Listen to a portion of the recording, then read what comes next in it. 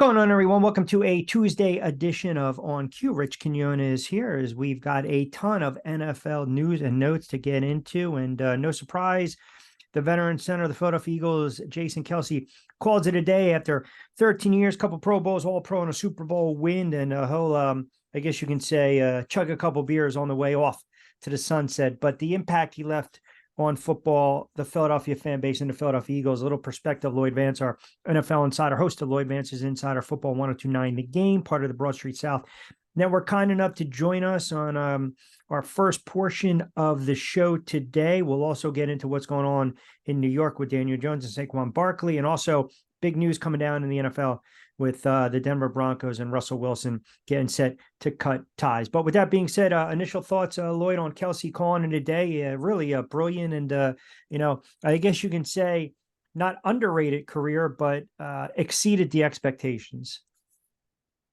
This is a guy who, he's drafted in 2011. So he was on a team when I was covering a team on a daily basis. So he's a guy that I kind of saw his career grow. And it was interesting. As you said, he comes to Philadelphia as an undersized center. They drafted him in the sixth round, kind of, a pick. That's a day three pick. So you're Yeah. kind of like, all right. It's a roster filler.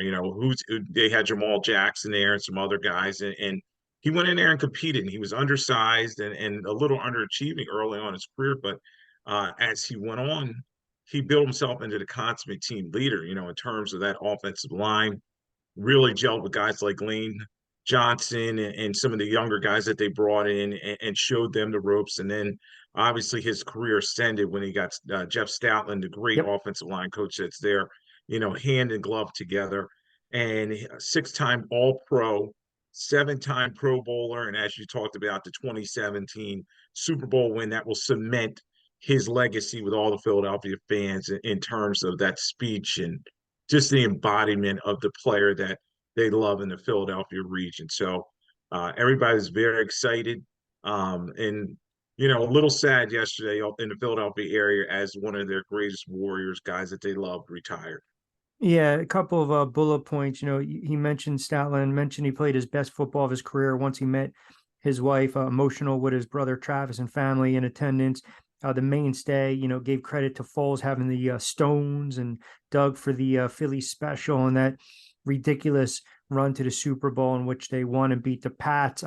Underrated, undersized. But again, it's so easy when we kind of take a look and right away everyone's like, oh, it's a Hall of Famer. Well, I understand the bias with Philadelphia, but if you take a step back and look at the body of work, yes, he will be enshrined in Canton one day. It might not be in 5 years because we know how they look at linemen, offensive linemen, tackles, centers, but played the position brilliantly. He's going to be missed. And now you start to wonder, all right, maybe you got to adjust the tush push a little bit. But I'm wondering his personality and his guts and his guile and just his makeup, that kind of endured him to the fan base, right? I mean, when you're a player like that, you're going to be beloved in Chicago, you're going to be beloved in New York, and you're certainly going to be beloved in Philadelphia. Was able to take on that underdog type of role and really carve out a brilliant career, consistent career, always did and said the right things on and off the field. So I feel if he's not with the Eagles, does he have the same type of career, same type of, the mentality is always going to be there? But I think it was a perfect fit, Philadelphia and Jason Kelce. Yeah, Q first, I'll touch on what you're talking about in terms of Hall of Fame. Yes, he's up there with Dwight Stevenson, Jermani Dawson, Jim Otto back in the Yep. day with the Raiders, Mike Webster. These are all great centers, all timers, and he's up there. And when you talk about, I've talked to the guys that are in the room when they're voting on Hall of Fame. They talk about all pros. Their Yep. Pro Bowls aren't what they used to be, but in terms of being all pro, and even he's stepping off the field at the highest level, even though he's like 34, 35 years old as an all pro in the 2023 season. So that helps cement his legacy with the fans. But also, you talked about he became a true Philadelphian, a guy that stayed here in the off season, did a lot of charitable work, was down to Philadelphia well, I say the Philadelphia area basically, but it was the Jersey Shore. He spent a lot of time down there, bought a home down there, where a lot of Philadelphians are. His wife's from this area, so yeah, endeared himself to the community, and he will be missed. But as you were saying, I think he's going to easily transition to the next phase of his life.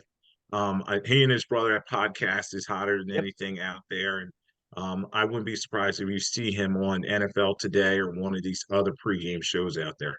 So you mentioned a couple guys: Dawson, Otto, Webster, Stevenson, uh, Kevin Mawai, Jim Langer. So when you look at, and I know it's very early to kind of talk about it, but when you look at, I guess, the criteria, the numbers, Dawson, Otto, Webster, Stevenson, 107 and up, average Hall of Fame 103.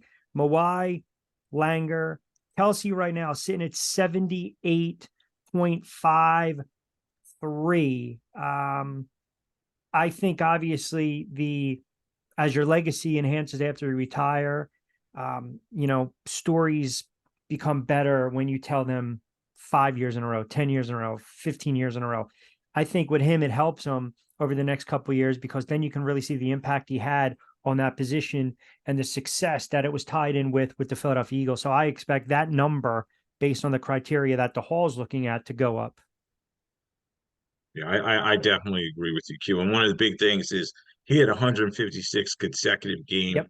streak. He did not miss games. He was played injured quite often, and he was the ultimate leader of that team. And that 2017 Super Bowl cemented his legacy not only in Philadelphia, where it's their only Super Bowl championship, but in terms of NFL, people really had opened their eyes, saying, "Hey, this guy is an all timer." And some of those guys that you named, they were championship level guys, and there's been a lot of great centers.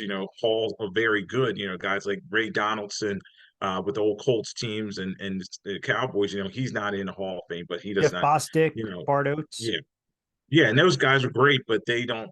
You know, they weren't at the level of Kelce. So, Yeah. and I think Kelce surpasses some of them and gets the opportunity to get put into the Hall of Fame over guys like Frank Winters, another guy you can name, who was a very good for the Packers back in the day with Brett Favre.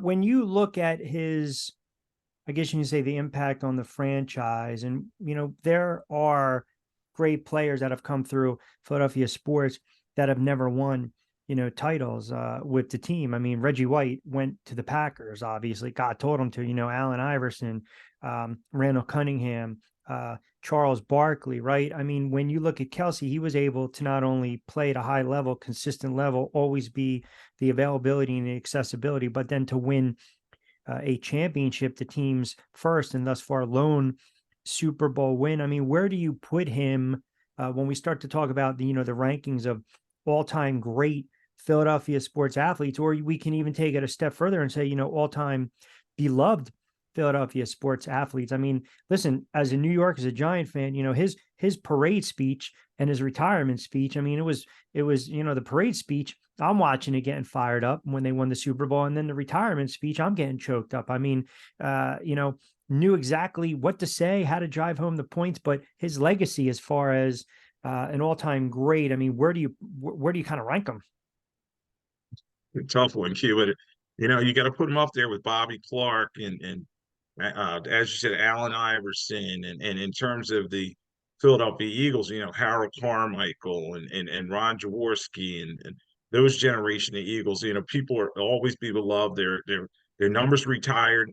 Yeah. I fully expect the Eagles one day will retire number 62. Nobody will ever wear it. And once you win that championship, Q, as you said, it's legacy.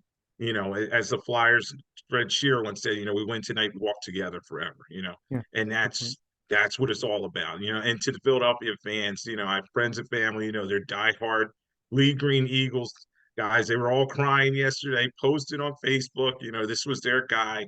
But I thought it was time because he just battled injuries so much through the last couple of years. And I watched this documentary, and it just showed you how, it was difficult for him to get up week in and week out and has family commitments and it just takes a toll on your body when you're getting into the mid 30s and still battling. And you talk about that tush push play. He was down there every single time. He was at the lowest level of the line of scrimmage there, Yep. battling those younger players out there. Yeah. Great point to close it out, this portion of the show. And again, good stuff, sentiments on Jason Kelce. So one segment of the book, we'll step aside. When we come back, we'll get into what's going on in New York. And I'm starting to get a little nervous here because now I'm starting to hear these quarterbacks ascending and where the Giants will go with the draft pick. And I'm like, oh my God, let's not do it again. But perhaps the last is Saquon. What do we do if you're a Giants fan? What does the Giant brass do with Daniel Jones? We'll talk about that on the other side, and then we'll wrap things up and we'll get into the big news really that's transpired. And that, of course, is Russell Wilson not cooking anymore in Denver. So we'll have that on the other side.